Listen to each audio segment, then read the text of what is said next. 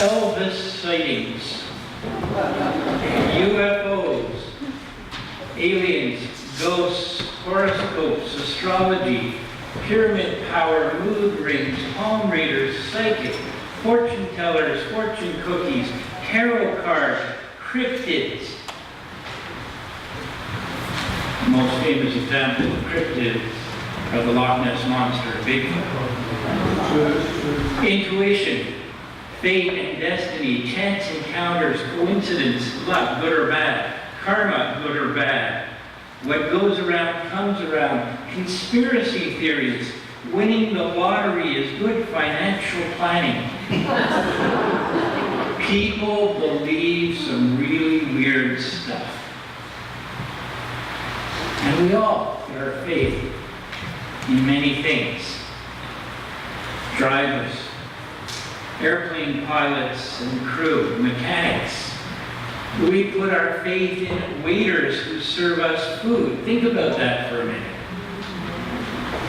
In our spouses, our families, in elevators, in amusement and water parks.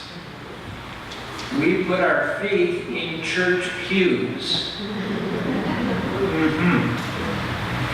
We board a plane, we get served a hot meal, we surf the internet, watch movies, at an altitude of 30,000 feet, cruising at some 600 miles an hour, and we don't think twice about it.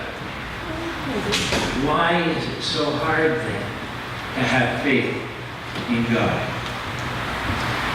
I'm going to share with you a little bit about why I believe in God, and hopefully you will think a little bit about why you believe, or at least maybe why we want to believe in God. There are approximately 11 million species of life on Earth, including humans. Did all of these come by way of chance? Scientists have claimed that with the right conditions, some sort of life was bound to form and evolve. However, some of those same scientists who proposed that theory are quick to point out that there are some weaknesses. The respected astronomer and physicist Fred Hoyle wrote this: "What are the chances that a tornado might blow through a junkyard containing all the parts of a 747 and assemble them into a plane ready for takeoff?" And he says, "The possibilities are so small as to be negligible. Even if a tornado were to blow through enough junkyards to fill the universe, I doubt I would get on a junkyard plane." I believe in God, certainly in part because there is a sense and order to the world, because there is a sense and order to God. Much as the modern world doesn't like to hear it, there are still basic principles of right and wrong, good and evil, love and fellowship, community and togetherness, things that by any definition of God are central to Godness. Think about it. Intelligence, creativity, love, relationships, work, meaning, and purpose could simply not emerge from the randomness of a blind chaos, from millions of blind bingo chips coming out of nothing by way of a simple, spontaneous chemical reaction. Random chaos is just that, random chaos. I believe in the creation stories, God at work.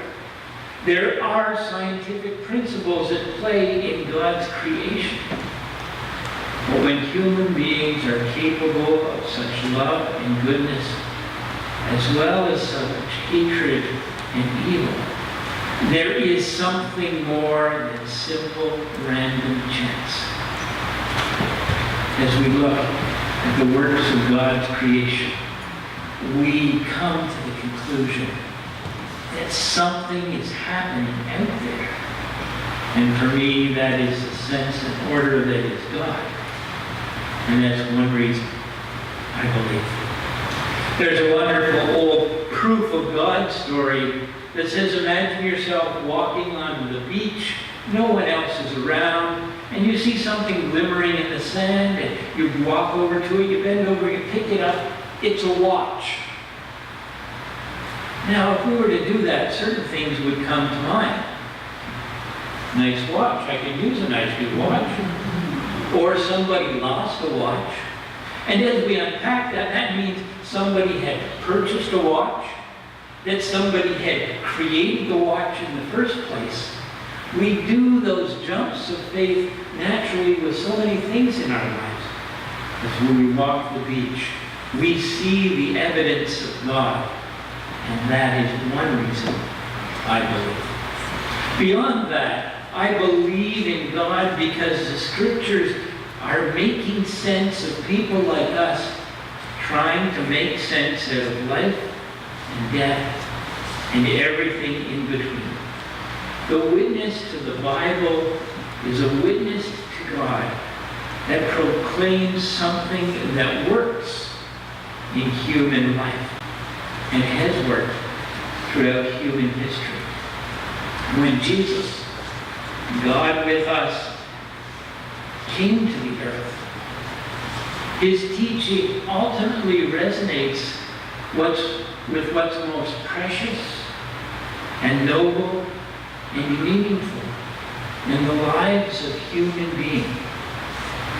Moreover, what Jesus had to say about God checks out in my real day-to-day life. A life sometimes full of faith and courage and witness and service, but a life full of things that are nowhere near those. I believe in God because the witness of Scripture points to a God who is intimately involved with his people. And it makes sense to me. I believe in a God that makes sense amidst all the chaos of life, and amidst all the strange and wonderful things that happen in the Church of Jesus Christ, where there is meaning and purpose, where people do come together in support of one another, where we do things that don't make sense anywhere else. I believe in God because of the witness of history in the lives of people like you and like me. People like us, individuals and communities of faith, who God has used since the very beginning of time to change the world and make a difference. Creation testifies to God. The real life and living of people testify to God, just as God himself testifies to God. I don't think we come to believe in God because of some compelling proof. God's existence becomes real to us as his presence and power touches our lives where we are. And ultimately, it cannot be explained. It is a matter of faith. The world has a hard time understanding that. But without faith, God doesn't make sense. But with faith, everything that didn't make sense begins to have meaning and purpose. We think, like the world, that God really needs to prove himself to us. We want to reach out and touch. We need that empirical proof. If you can't touch it, or feel it, or smell it, or hear it, then it probably doesn't exist. Well, I can't empirically prove such a thing as gravity, but I know I'm not floating around above the earth most of my time. In faith, we deal with all sorts of things in life. I believe in God because faith makes that belief possible. The book of Hebrews reminds us that faith is being sure of what we hope for, and who doesn't hope for the things of God? Certain of what we cannot see, or what we can't experience. And by this, the people of old were commended for it. I believe in God through what I can see and feel and touch and sense. But I believe in God most because God has been with me in and through life and has promised to be with me in and through life. And so the end of the book of Hebrews, chapter 11, reminds us of all these great heroes of the faith, commended for their faith, yet none of them received what had been promised. God had planned something better for us, so that only together with us, those heroes of the faith could believe and be made perfect. Those are some of the reasons why I believe in God.